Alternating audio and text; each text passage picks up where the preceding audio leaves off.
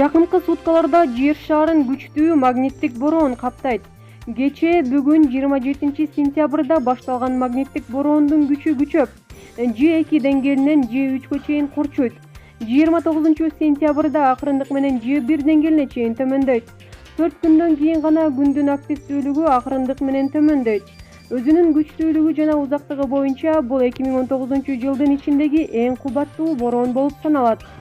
Сентябрь айы башталгандай эле магниттик бороон менен башталган. Бирок айдын аягына чейин кармалган мындай магниттик бороон болгон эмес. Мындай учурларда өзүбүзгө белгилүү болгондой организмге кан басымын жогору же төмөн болушу, жүрөк кан тамырынын жабыркагандар өтө этият менен кабыл алып, ден соолугуна өзгөчө көңүл буруулары керек.